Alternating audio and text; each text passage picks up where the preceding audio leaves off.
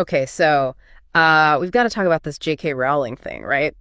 Like it's just exploded online. Yeah, it's definitely been making the rounds. It's just crazy how a single tweet from her can just cause like this huge online storm. Right. And this time it's about like actors and movies. Yeah, so for everyone listening, someone on the platform formerly known as Twitter, Right. someone asked her like which actor just completely ruins a movie for you, like just totally takes you out of it. I've seen that question going around. Yeah. Yeah. And her answer was just three guesses, sorry, but that was irresistible. Oh, wow. Which is so obviously about, like the whole thing with her and the Harry Potter actors. Yeah, Daniel Radcliffe and Emma Watson and Rupert Grint, right? Right. All of them have like very publicly disagreed with her stance on like transgender issues. Yeah, it's been like a whole back and forth for a while now. It has. And, it's a big deal because it touches on like so many sensitive topics. Absolutely. Free speech, gender identity, cancel culture, like it's all right there. Yeah. Exactly. And it's like this perfect example of how like a seemingly simple online exchange can just blow up into this massive debate. It's almost like, these tweets are like little sparks that ignite these huge fires online. They really are. And that's kind of what we're going to do today, like really dive deep into this whole thing. Sounds good. We've got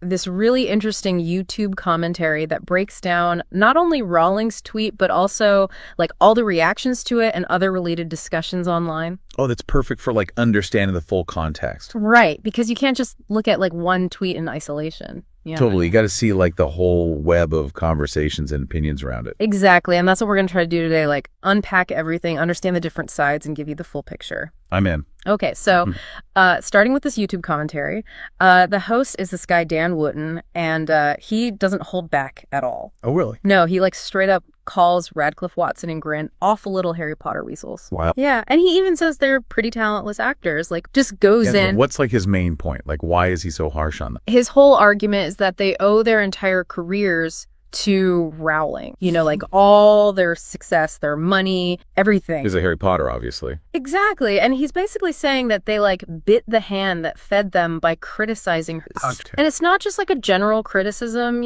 he specifically focuses on her stance on transgender issues. Right. Her whole like, you can only be a woman if you are a woman thing. Exactly. And he sees the actors speaking out against that as like a betrayal. I could see how that could be like a really sensitive point for some people. It definitely is. And he uses some pretty strong language to express that, Got it. So he's like on Rowling's side, totally. Oh, yeah, 100%. And it gets even more intense because he has these two commentators on his show, Baz and Bougie, and then Sophie Cochran. Okay. What do they say? Well, Baz and Bougie, they're completely on board with the whole weasel thing. Yeah, they basically say that Rowling was incredibly brave for stating what they see as a simple fact about men and women. So they're like agreeing with her on the whole gender definition thing? Absolutely. And they even make this like kind of wild analogy involving Adam and Eve. Oh, really? How does that even fit in? It's a little convoluted, but they're basically trying to say that like the concept of male and female is like this fundamental truth.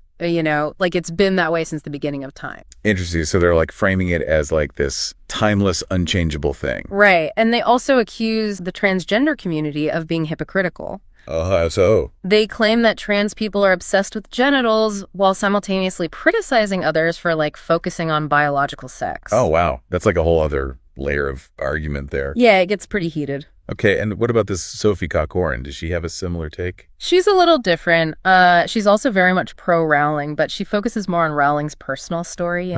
Like she talks about how Rowling was like a single mom struggling financially before Harry Potter made her this huge success. Yeah, I remember hearing that she was like writing in cafes and stuff. Exactly. And Cochran basically frames Rowling as this like inspiring figure who like overcame all these obstacles and then risks her whole career to do the right thing. So she's like painting her as this like brave truth teller kind of figure. Right. And she basically dismisses all of Rowling's critics as like irrelevant.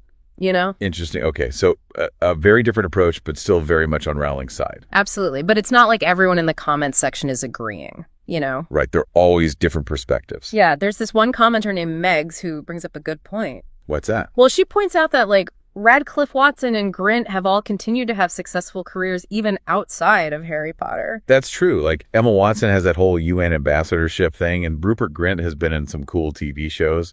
Exactly. And she also kind of implies that Rowling might not be as like squeaky clean as some people make her out to be. Okay, so a more nuanced take on the whole situation. Yeah, and it's worth considering even if the commentary itself doesn't really engage with that perspective much. Right, it's always good to hear different sides of the story. Totally. And speaking of different sides, the commentary also talks about this whole thing with Azalea Banks. Oh gosh, yeah, I remember that was a mess. It really was. For those who don't know, Banks is a rapper, and she posted this really offensive tweet about Rowling. What did she say?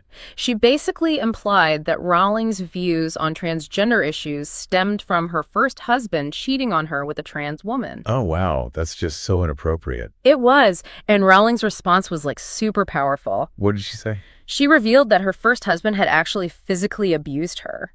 Yeah, and she ended her tweet with like, "But you got the likes, Azalea, and I hope they were worth it." Wow, that's just like cutting right to the heart of it. It was, and the YouTube commentators were like totally on Rowling's side, you know. I can imagine. They basically saw Banks as like this attention seeker trying to score points by being nasty. Yeah, that's kind of a common thing online, unfortunately. It is, and then one of the commentators even goes on this rant about how annoying it is that the transgender community gets offended when a woman defines what a woman is. So bringing it back to like that core disagreement. Yeah, and this is where things get even more complicated because then the commentary brings up India Willoughby, who's a UK broadcaster, and she posted this tweet that was like super controversial. What did she say? Well, she questioned Rowling's account of being abused by her first husband. Oh, wow. That's like getting really personal. Yeah, and she brought up the fact that Rowling's ex-husband has denied sustained abuse, and there are these like conflicting accounts about the whole Harry Potter manuscript situation. So basically questioning the validity of Rowling's claims. Right, which is like a whole minefield, you know? Wow. Absolutely, especially when it involves like sensitive personal experience. Exactly. And then Graham Linehan, who's like a very vocal supporter of Rowling, right? He like totally went off on Willoughby, you know, like defending Rowling. Oh yeah, big time. And then Willoughby responded by accusing TERFs of being like incredibly aggressive and nasty. Okay, so just for everyone listening, TERF is like an acronym that stands for Trans Exclusionary Radical Feminist, often used in these debates like sometimes as a slur. Right, so you can see how things are just escalating, you know. Totally, it's like each tweet is just throwing more fuel on the fire. It is, and the YouTube commentators were like furious with Willoughby. I can imagine. One of them called Willoughby a revolting human being and like questioned their motives for bringing up Rowling's past. Yeah, that's definitely getting pretty extreme. It was, and they also talked about this like perceived double standard, you know? What do you mean?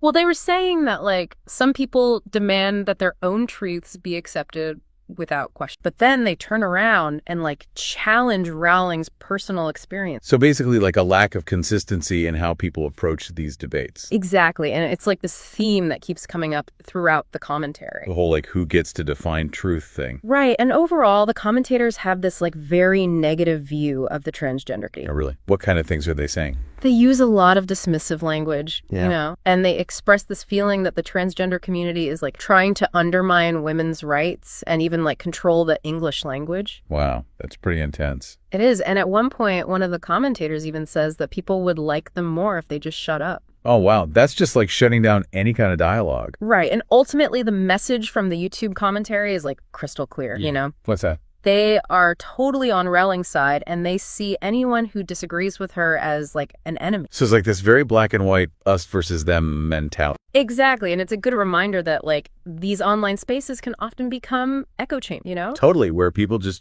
reinforce each other's beliefs and like shut out any opposing views. Exact. So before we wrap up, let's just like quickly go over all the main points we've covered today. Okay, sounds good. So it all started with Rowling's tweet about actors ruining movies for her. Right. That was like the initial spark. And then we looked at this YouTube commentary that was like super pro Rowling and super critical of the Harry Potter actors who disagreed with her. And they brought in those other commentators like Boss and Bougie and Sophie Kokorin. Right. And then there was a whole Azalea Banks situation with her nasty tweet and Rowling's powerful response. Which brought in that whole element of like personal attacks and online harassment. And then finally we talked about India Willoughby questioning Rowling's past and the huge backlash that followed. Yeah, that was when things got really heated. It did. And it's all connected to this like larger debate about gender identity, free speech, and online culture. It's like this one small tweet from Rowling just opened up this Pandora's box of issues. It really did. And it leaves us with a lot to think about.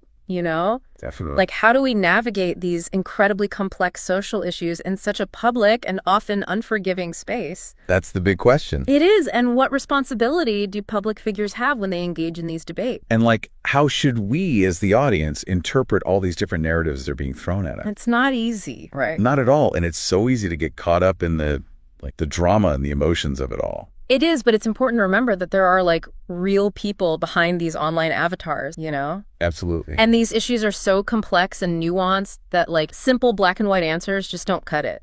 Exactly. And that's something for everyone to keep in mind as they like scroll through their timelines and engage in these online discussions. It's food for thought for sure. It is. And maybe that's a good place to leave it for today. Yeah, I think so. Thanks for joining me on this deep dive. It was quite a journey. It was my pleasure. Yeah. I always enjoy these conversations. Me too. And to everyone listening, keep thinking critically, stay informed, and we'll see you next time. See you later. Bye.